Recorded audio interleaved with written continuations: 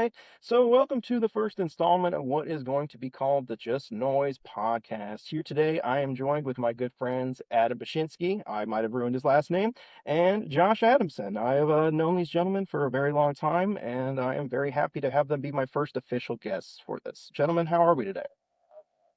Dude, doing good. Excited to be here. Happy to kick things off. Uh, Glad we're doing it.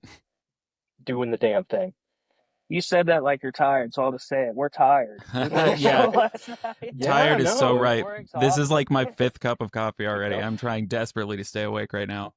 Yeah, it sounds like it was a pretty cool show. You guys were playing the Psycho Stick last night. Who were the locals that were on that show with you guys? We had Safe Space and Balefire, which I've never heard of Balefire before, and they were pretty cool. I mean, just some older dudes, and man, they ripped. They even did like an Avenged Sevenfold cover, and like their vocalist like smashed it, dude. Huh. It was pretty impressive. Yeah, they were pretty tight. H1Z1 on there with us as well. They were a really intense set. They were fucking great. So it was a good time. Very cool. Yeah, I know that Ben really likes that band a lot. He gets really excited for they do the sock song, right, with the dogs. Oh yeah, that's Yeah, that I is definitely a bad thing. Yeah, yeah. We Well, we wore I have my shirt from the last time that we had played with them, which was about 10 years ago, which was the dog sock shirt. And then of course, as is now tradition, had to buy a shirt with the second time that we played with them as well. Mm. got to But it keep the was This one great. tradition got going. cats on it or something. A shark on a drum kit actually, which was very Oh, appropriate. Yeah, there you go. had to. Definitely fits your guys' motif with sharks. A little Yeah, bit, right. a little bit. Sharks and shit.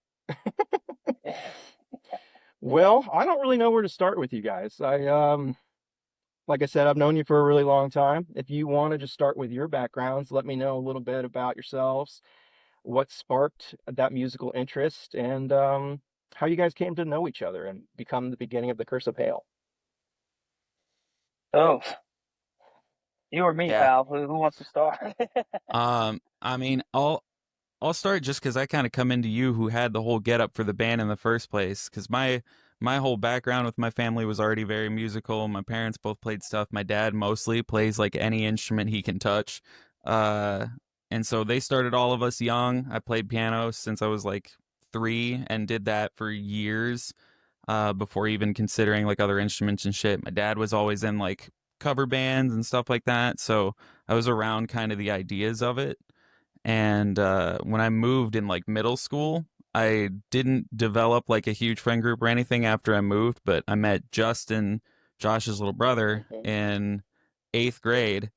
And that's he was like, yeah, my brother and me are like in a band or something. We need a bassist. And I was like, yeah, I can probably play bass. And so I took the little bit that I had learned how to do from stuff with like my dad teaching me and just kind of learning on my own, and then took that into a couple practices with these dudes, and off we went. You know, it I was remember meeting you and not knowing that you were younger than, well, let alone them. I'm Yeah. younger than all the Curse of Hail guys were too, but I was just blown away when I met you and you were 15 and you were yeah, playing with them. It was like, how does somebody play drums like that at such a young age? It just, yeah, we were babies, dude. It was crazy because like I started as the bassist as at like 13, and then yeah, a couple years in, about 15 or so, is when I switched over and started doing drums. Um, yeah, it's we just our inspirations were so clear cut. We had such a specific thing that we really wanted to be and sound like. So we just tried to do that as best as possible as literal children, but like we made it work. yeah. You guys have definitely stayed true to your sound. It's evident even in the newer stuff. You guys have grown and grown and grown, and it's cool to see all the new stuff that's been thrown into the newer material. Oh yeah, man. Well, dang, that was really well done, Adam. Yeah. So I guess for me, my parents don't play music. I didn't play piano when I was 3. For me, actually, it was was actually roofing houses with my dad just during the summer or whatever. That was kind of his side gig, and I was always like kind of like into rap and stuff. So I was probably 12, 13. And I remember we get in the truck after like a long day, and like as soon as you like when like you just turn on your car and like a song just happens to start like perfectly. Well, it was Rocky Like a Hurricane. I was like, holy crap, what is this? So yeah, next thing you know, get a guitar. I was playing with a few of my buddies that were in my grade. I played lead guitar in a band like 6 months later. Had our first show at like this benefit in front of like 600 people. It was Oh, insane. Yeah, it was like thrown into the fire. Then yeah, that was just a cover of Stitch, and then yeah, kind of started the band. TCOH kind of came together a little interesting. Uh, the name itself actually kind of already existed. It was the first drummer that we kind of started messing with. This guy named Seth Gagel in Des Moines. He later went to go play, I think it was at Stand United, is who hmm. he went. Yep. Yeah. Yep. Yep. So he had kind of already had like these logos and stuff, but yeah, it was this kid Tanner moved to our school and we were friends and he's just like, well, I didn't know you could like write riffs or whatever.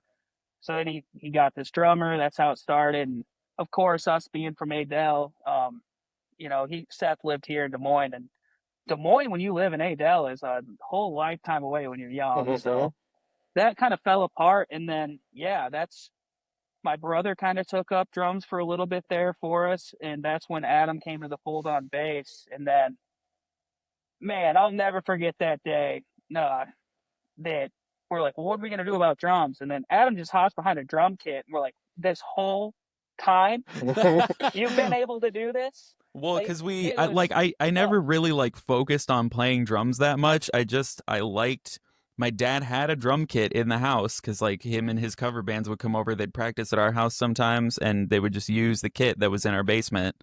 And it was there, and I liked to beat the shit out of it. And I didn't really understand what I was doing until I started learning what metal music was. And I was like, now I can focus all of this like rhythm and hand articulation and energy that I've developed over the years already. And like that just translated immediately into trying to learn technical skill of any kind behind a drum kit With because having that it built piano all the background, rhythm. I'm sure it just you made it to where Yeah. you were in control of all your limbs. You could do leads and like rhythms in a sense. So that's an Yeah, entirely like different world. it gives you like it starts you off with that kind of ambidextrous like musculature that you need to get going at any kind of speed or like technicality, and it just built on itself from there. And then as soon as Josh is like, here, this is what Arsis sounds like, I was like, this is the coolest fucking thing that's ever existed. How can I be this man? Hmm. And Darren the answer is Seska. no one can be Darren Seska. He's fucking crazy. But like that's still a goal to work towards, you know. That's a very cool like entry level style band for you guys, especially to be comparing that style to. Because I mean, I obviously I'm sure you guys have heard that you're compared to Black Dahlia Murder in a sense. You're so much Of different No. than course. that, but but Well, it's I funny. It's hear. like, well, back then, it's like, dude, I wasn't even that big of a Black Dahlia fan. It was like more so, I just had like kind of a stick up my ass. Like, if you could have the sickest riffs, but like if you didn't have riff and leads, like it Mhm. just didn't really grab me. And like, no offense to John, and like those earlier records, it's just like obviously the riffs are unreal. But like, Mhm. yeah, it wasn't until Deferate that I really got into the Black Dahlia Murder. That now I love it. It was wretched, man. It was, yeah, wretched to Wretched me. was the one. I can see that too. Yeah. Yeah, I'm so excited for their comeback. They teased it. I hope it's Oh, still going to happen with the original vocalist again. I don't So, I know know where they. the hell it is. They've been teasing it for so long. Well, I yeah, want they I it. love this. They love to sell shirts. That's where it's at. I'm like, Yeah. Mhm. guys, come on. Was Victory eyeing one Records the other again. day. Don't remind me. Yeah, how many shirt drops are we gonna have before this record drops? It's gonna be great though. Yeah, no way it's not. Yeah. This guy's a Well, killer. so okay, moving from that, your intro and where you guys were, you finally had the confidence and the stamina to kind of write the music that you were feeling. At what point did you guys decide that you were ready for the next step? You were going to move in and start recording your first official release, and how did you decide that you were going to do this with Dustin Miller? I mean, we had so many little things we did. Just as like all our early demos and shit, right? We The recorded a live lot of stuff. DVD. Oh yeah. Yes. We had some real hot garbage for a long time there. But Oh like yeah. it was a good experience though, because we started doing like even in an age where we were past the point of needing to do 8-track recordings in a basement, we did still start with 8-track recordings in a basement. One in the shower. Oh yeah, Yes, absolutely. that natural reverb. Perfect. And like we learned how we wanted to try to make our shit come together. So taking that and getting to a point where we had written material that felt cohesive enough to go together as a release, like we were coming up with songs that sort of fit a vision together a little bit. And then I don't know what really pushed us in the direction of Dustin specifically. It Dustin might have found been us, man. That's yeah. yeah, okay, yeah. I was gonna say, That's how did you Like guys beat him if you remember that? well, I'm it pretty was sure he actually Just yeah. showed yeah, up go at a yeah. show, Just popped up, vaudeville. looked out I of mean, the dude, shadows. we yeah, Yeah. pretty much. I mean, we were the vaudeville house band for a while Mhm. there. I mean, we were playing. Yeah. I don't know. We had nothing better to do, you know. We Which had honestly, it helped a lot. I think in the early, yeah, because meeting people like him. I mean, geez, like this is one thing not a ton of people know, but like even Cheney came out to audition at Adam's house for vocals, you know, and it's like, look Mhm. where she is now. But we met her through Dustin. Dustin kind of yeah. just, I think, found us, and that's how it happened. He's like, dude, let me record you guys, or however Dustin talks, you know. We No, all yeah, know. he does just kind of appear out of the shadows and be like, "Hey, That's I've got an Dustin, man. idea. I'm going to make you guys fucking kick ass." And we're like, "All That's right, it. cool. We're still That's it. children. Let's do it." You guys came Yeah. out swinging on that EP. The intro piano work and outro piano work is so beautiful. It's so good.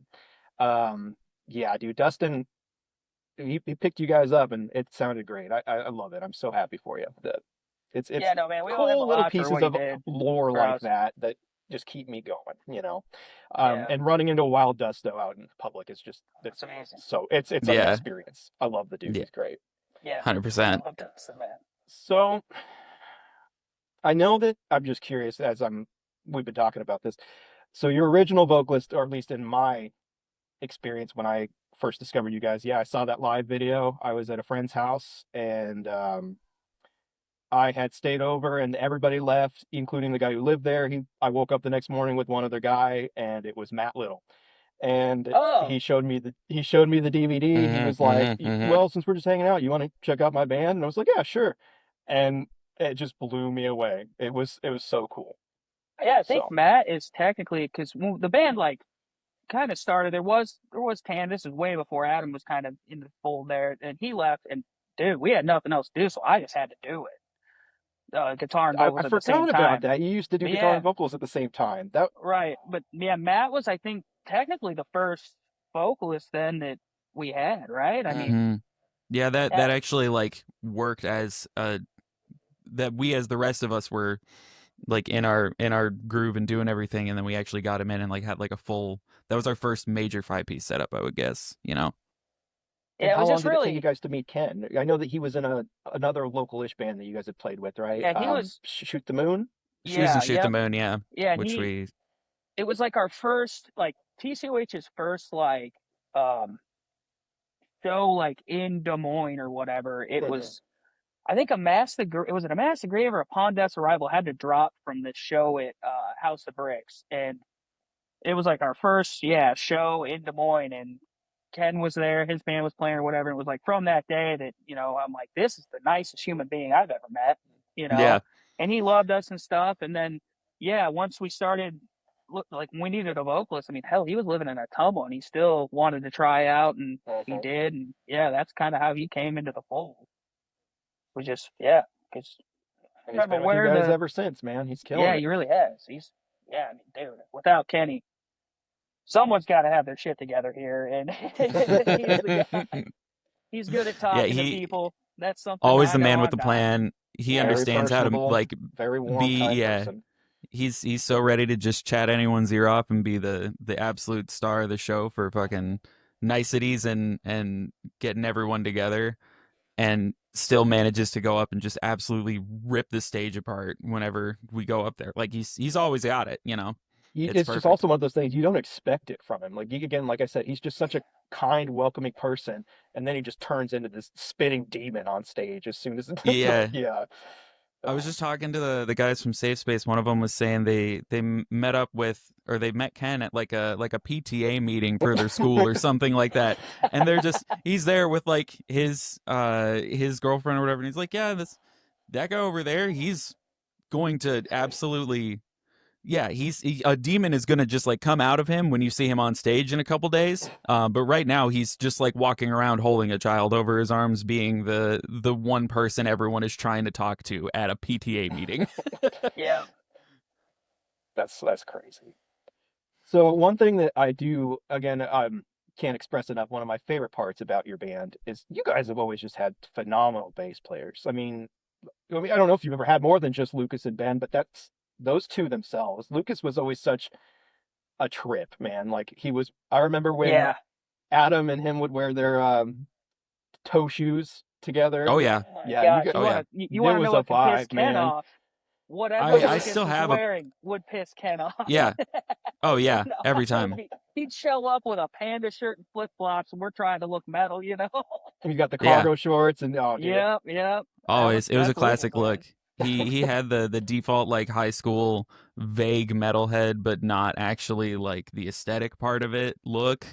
And just rocked that forever. could just fit And into it Yeah, any worked crowd, every walk time. into the room, and talk to anybody, he basically. really could, Yeah. man. Mhm. Yeah, that's Well, it was a great trip doing stuff with him specifically at the time that we did, because him and I going to school together and being in band at school in a couple different iterations as well. Like we did jazz band where I was on drums and he was on bass. We did pep band was the same. We were both in band and just like shit. We had a vibe musically from something separate as well Mhm. in that same connection of like the rhythm section stuff.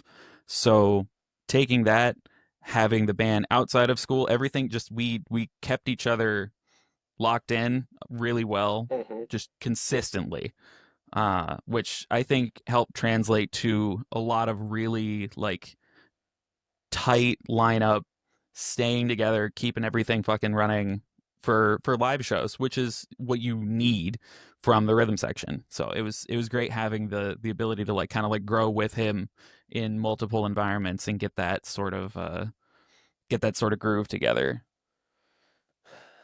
I'm sure it was very different than something. I mean, like, I don't really have anybody like that that I spend extended periods of time with, where it's just like, or like at work or at school or something like that. So developing that kind of synergy between each other, where you just kind of feel what's next. Yeah, that's got to be really cool. Yeah, definitely. Because like I don't really get the opportunity to do that like with Ben now. I mean, Mhm. like we've been doing it long enough that we've developed enough whatever. We're so locked into each other's shit as it is. But that was that was a very cool experience to be able to actually like have just the time to spend, um, continually getting that together. So Lucas went off. Didn't he go to Germany? Is that where he moved to at the uh time? For Colorado, right? Or he probably studied abroad or something like that, Yeah, right? Or he was in Germany for a while. Okay. He's a I don't How long remember did where it he take lives you currently. guys? He's moved around a bunch. How long did it take you guys to transfer from Ben, or sorry, from Lucas to Ben? Because I know uh Ben was on the first full length you guys did, yeah. Identical Paths. Yeah, yeah, Yeah, identical paths. Ben, it's kind of funny how Ben Honestly, came into the fold. It was one of those gosh, what was that local like metal fest that River Emaus the Fest? Gravedigger's were putting on? It wasn't like Oh, Slaughter, it was Summer Sound the what Slaughter.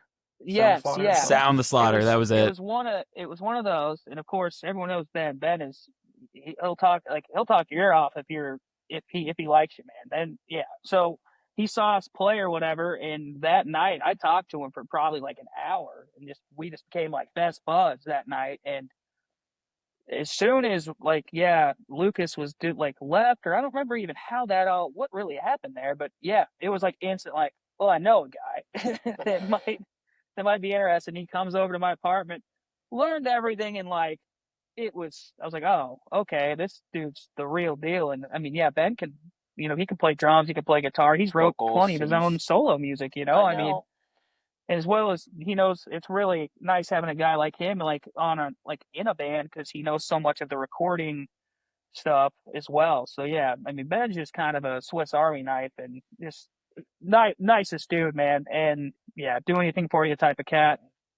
Yeah, I've just known Yeah, wants him you to about give as him a long as hell I've known yeah. you guys too. I've known him a long time.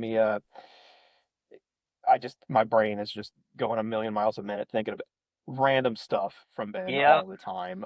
that's the thing. Anybody who knows Ben has by default at least 500 individual memories of him, just And they all because hit you at Dude, once. some of yeah, my favorite memories if you've ever known are him with once, you've Ben. known him That is for forever. sure. Yeah. He would scare the ever-loving shit out of me all the time when we were in his studio, and he'd just yell autosave every time. Oh yeah, Oh yeah, yeah. It would That's kill classic. me. I'd be sitting there just scrolling on my phone, zoning out, and then just, oh. to this day that Yeah, still happens. he still Like does that. I believe it. Yeah. he has it disabled on stuff, and occasionally something will pop up, and even if it's not autosave, that's still the default response to yell when something happens that's wrong. Old man yells at clouds. Yeah. Autosave. Yeah. Old man yells at Cubase 6. Yeah. He's gonna be tearing up retirement homes, scaring people. This dude just yelled autosave from room 6. I Yeah. don't know what's going on. What is Huss? Yeah. What is? If you gotta ask, you don't need to know. No. I remember how he was so pumped when he first got with you guys. He was kind of keeping it on the down low. And then I just remember the next time I saw him, and he's like, "Did I tell you I'm in the best band in Des Moines?" It's like, yeah, you are.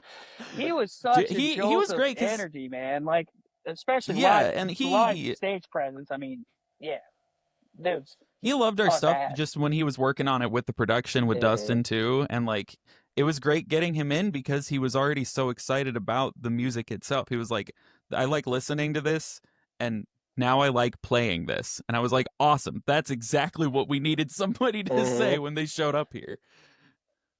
That's so cool, dude. Um, so yeah, moving from identical paths from that point, you guys decided to take a break for a while. You weren't doing the Curse of Hail. You moved on to do Telomere, right? Is that Mm-hmm. okay? Because I Yeah, remember we played yeah, with you we guys a were. couple times, at least twice, and Yep. it was very cool. We Yeah, played that I mean, show 'cause with at that, you guys at Pangea at. It's not there oh, anymore. I can't. Gaslamp maybe. Was it the Gaslamp? I've only been Yeah, Yeah. there yeah. once, so that was really cool to see. And yeah, so just tell me a little bit about that time. What was going on with you Yeah, guys? What I made you mean, decide to make that change? man, we had really been hitting it hard there, like 2015, 2016, 2017. That I think from about 2015 to 2018, I think the last before we kind of stopped there for a bit, we were hitting it hard. Like we were.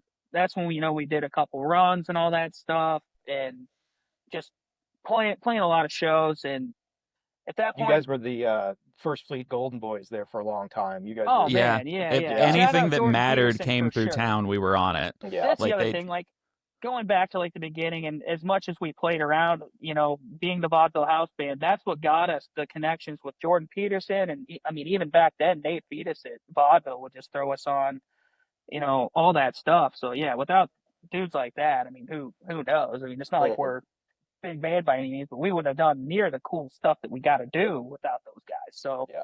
but yeah, I mean, at that point, yeah, around 2018? Yeah.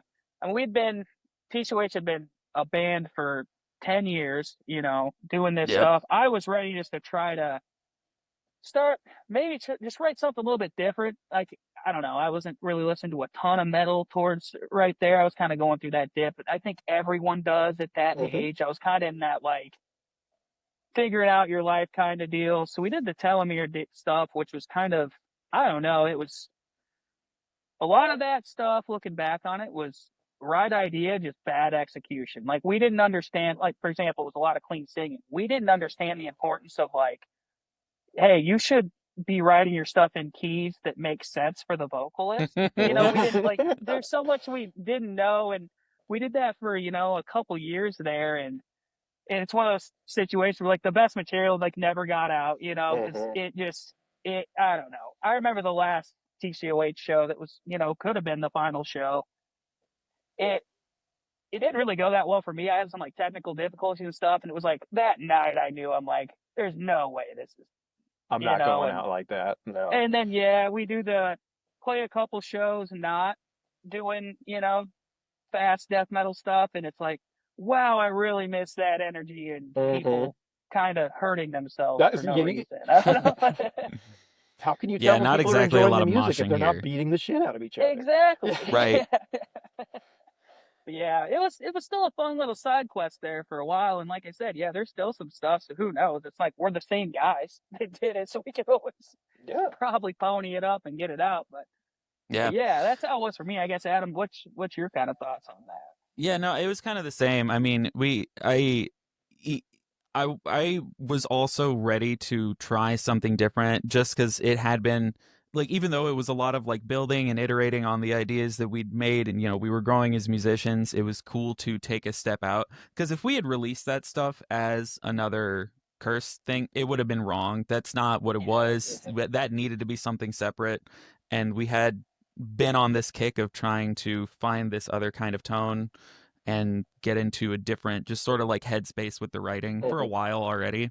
So it was good to get out. It was good to play. I mean, like, it was like Josh said too, like, it was fun, and there are still definitely ideas in the chamber. Sometimes if we're just up at practice or something, we're jamming. We'll not necessarily like play telomere stuff, but those grooves, that vibe is still in there, Mhm. just as a little side thing. But I agree, it was kind of the same. Like, I had a feeling. I didn't know if it was going to be that Curse specifically was going to come back, which I'm glad it did, but I knew that there was going to be more of this tech death, this melodic stuff, this like intense shit. I knew there would be a lot more of it down the road. We were just kind of finding a new place for a while. Definitely Um doesn't hurt to explore different avenues and get some creative juices out, especially if you know for a fact it's not going to work with that project. So, Right, I and think like it. we both had a lot of influence from that sort of sphere anyways. Like, we listened to a lot of like prog stuff that's mhm. not very metal, like, I mean, hell, most of my background from my dad is all like prog rock stuff, and that's where a lot of my deep roots are. And there's a lot of stuff that we listen to that's, the kind of more chill instrumental stuff, things that just kind of take it back a little bit, little more vibes, little less intense, and that's just a separate piece of who we are in our whole musical spectrum of stuff, you I know. love all of the stuff that you Nailed guys it. have ever done. Yeah. I think it's great. That's what I'm saying. I'm really glad that you guys did come back because in a lot of ways, y- you guys are a Des Moines staple. Um, Without any proper reason, there's no reason for you guys to ever to go away. Like if anything, you maybe take a break, come back, work on some material. But I don't see, like I said, you guys have been the Des Moines band for almost as long as I've been around, and it's been almost 15 years of being in the scene with you guys. It's just so just Yeah. keep on chugging. Same to you guys, man. I mean, you guys, Emblem Facts has been doing this. Both of us have kind of been, that's the thing. We talk about it sometimes. Just the amount of bands we've seen start and stop around here. And some of them like fantastic, and it's like they Hmm. get out one release and then it's just gone. And so yeah, it's really it's special. Like you guys too. That you guys have been able to hold it together as long as you have. Yeah. But I definitely agree. It's a very unique thing to have a like-minded group of guys and to be yeah, somewhat on the same page most of the time. yeah, It's not easy.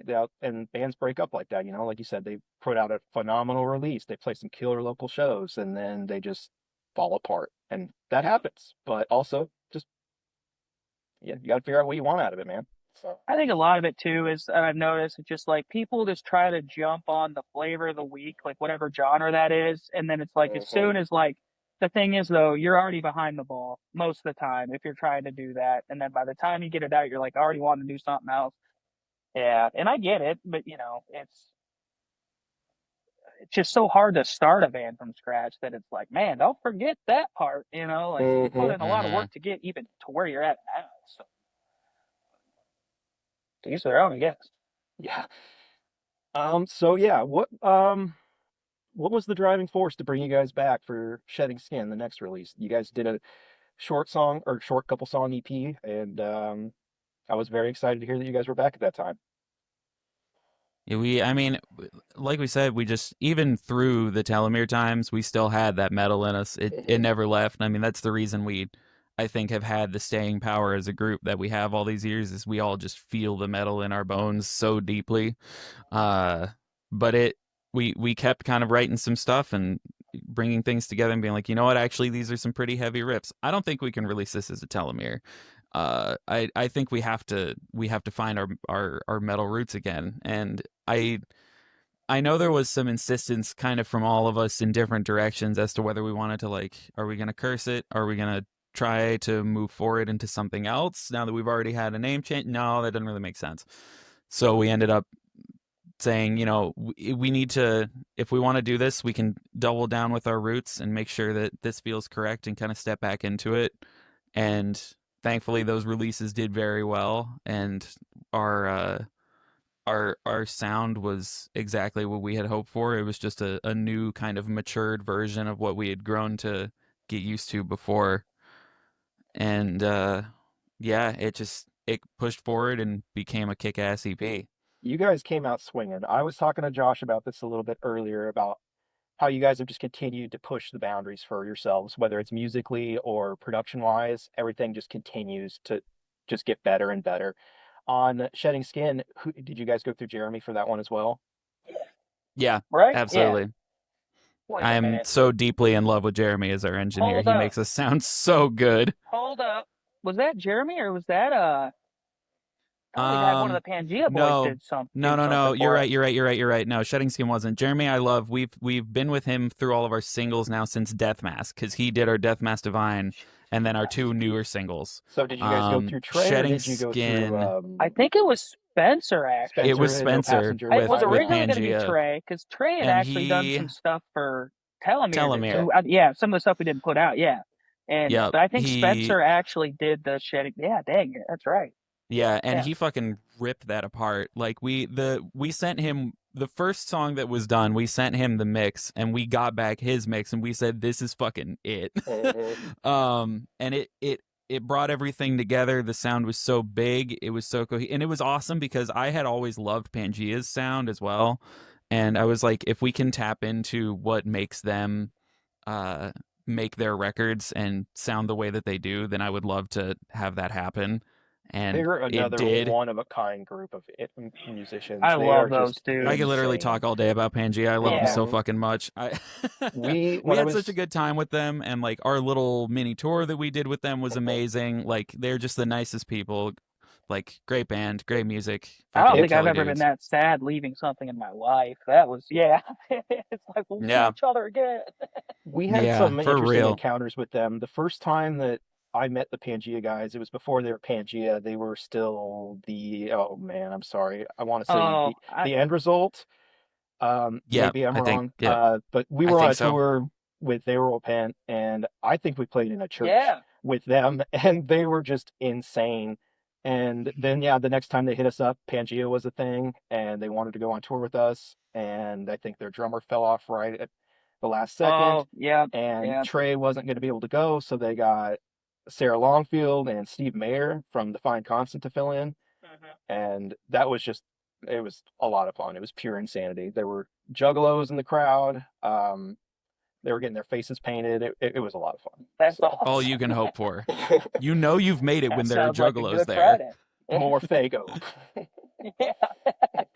Well, very cool. No, Spencer and Tyler, those are some good guys. They're getting a lot of work out there. They're No Passenger Studios, and I love their projects. They're really good. So, but yeah, so moving forward, again, just you guys continue to up the ante with this newest single you guys have, Recluse. I love the vocals on it. Ken is just a madman. The singing blends so seamlessly with the screams, and I can't remember if Ben's screaming in that one or not, but Oh, Yeah, he's in he's there got some in somewhere. there for sure. he's all over the place. But yeah, dude, I'm so stoked. Again, for you with guys. Ben being a powerhouse, yeah, it just makes sense. He doesn't even let need a the man microphone. yell. He's got to yell. Okay. Well, we are coming up on our time here, gentlemen. I've had a lot of fun talking to you. So if you got any last thoughts, closing thoughts, any plugs, any whatever you guys want to talk about. But yeah, like I said, thank you again. This has been a lot of fun. I mean, Yeah. I don't think I have much. Yeah, man. Thank you. This is really cool. I hope. I can't wait to see where this goes, man. I'm glad you're starting this off. Someone around here definitely needs to do it. You're the best guy for it, honestly. So. Well, thank you. Yeah, I've got some really cool guests lined up. I would love to give some information out, but I'm not going to do it. You'll just have to keep coming back. There's a lot of cool people that you guys know that I've already got confirmed.